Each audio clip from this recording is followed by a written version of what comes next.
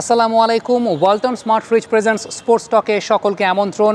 মোস্তাফিজুর রহমানের জন্য কাঁদছে Chennai super kings. Chennai super কিংসে মোস্তাফিজের জন্য একটা হাহাকার। সত্যিকারের অর্থে মোস্তাফিজ যাওয়ার পর চেন্নাইয়ের টিমের ব্যালেন্সটাই নষ্ট হয়ে গেছে।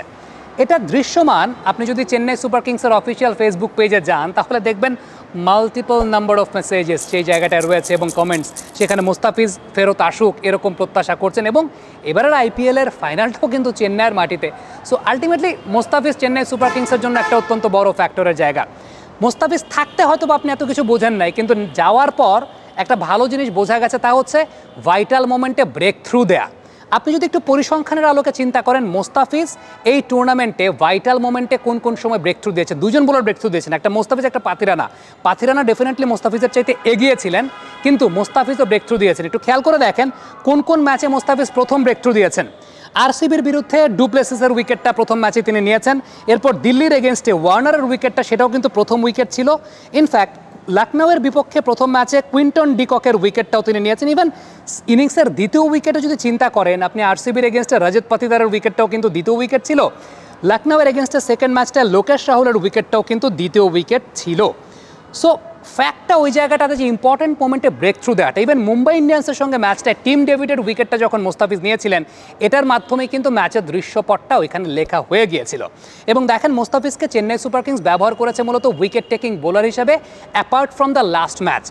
অন্য ম্যাচগুলোতে আমরা দেখতে পেয়েছিলাম মোস্তাফিজ খুব ওয়াইড লাইনে বল করছেন, এক্সপেন্সিভ হয়েছেন, কিন্তু উইকেট টেকিং ছিলেন, কখনো কখনো ছিলেন না। কিন্তু চেন্নাই তাকে সব ম্যাচ খেলিয়েছে, কারণ মোস্তাফিজ প্ল্যান অনুযায়ী বোলিং করেছেন, ওয়াইড লাইনে বল করেছেন, উইকেটের জন্য কখনো পেয়েছেন কখনো পান নাই। আবার লাস্ট ম্যাচটাতে ধোনি মোস্তাফিজকে ব্যবহার করিয়েছিলেন উইকেট করিডোরটাতে, এই ম্যাচটাতে ইকোনমিক্যাল ছিলেন।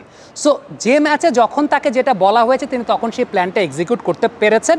কখনো পারেন নাই, খুব কম ওকেশনে পারেন নাই, কিন্তু পেরেছেন, টিমের ব্যালেন্সটা ছিল। আরেকটা বিষয় ইম্পর্টেন্ট, তা হচ্ছে প্রথম 8 ওভারের মধ্যে মোস্তাফিজের বোলিং পারফরমেন্সের জায়গাটা আপনি যদি খেয়াল করে দেখেন, প্রথম 8 ওভারের মধ্যে মোস্তাফিজ 9টা ইনিংসে 12 ওভার বল করে 100 রান দিয়ে 3টা উইকেট পেয়েছেন। আইপিএলের পার্সপেক্টিভ থেকে যেটা খুবই ভালো। ইকোনমি রেট মাত্র 8.33। এবার আইপিএলে যেরকম খেলা হচ্ছে, প্রথম 6 ওভার 7 ওভারে 100 হয়ে যায়, সেই জায়গায় 12 ওভার বল করে 100 রান দিয়েছেন মোস্তাফিজ, 8.33 তার ইকোনমি, ভেরি গুড। আর 12 থেকে 16 নম্বর ওভার 5 ওভার বল করে 36 রান দিয়ে 3টা উইকেট, ইকোনমি 7.20। এই দুইটা ফেজে মোস্তাফিজ অনবদ্য ছিলেন, ব্রেক থ্রু দিয়েছেন, ম্যাচের মোমেন্টাম শিফট করতে সহায়তা করেছেন, কখনো পেরেছেন কখনো পারেন না। কিন্তু আবারও বলছি, টিমের যে ব্যালেন্স, সেই টিমের ব্যালেন্সটা ওই জায়গায় ছিল। সো ফ্যাক্ট আসলে ওই জায়গাটাতে যে আপনি একটা টিম যখন একজনকে কেন্দ্র করে কম্বিনেশনটা সাজায় বা তার মতো করে কম্বিনেশনটা তৈরি হয়, তখন আসলে ভেরি মাচ ডিফিকাল্ট। এবং মোস্তাফিজুর রহমান এবার আইপিএলে চেন্নাই সুপার কিংসের একদম হট পিক ছিল, একদম দুর্দান্ত একটা পিক ছিল। আমার কাছে ব্যক্তিগতভাবে মনে হয় he will come back to Chennai next year, এবং চেন্নাই ডেফিনেটলি তাকে হয় রিটেন করতে চাইবে, না হয় তাকে মিনি অকশনে নিতে চাইবে, কোনো বিকল্প নাই।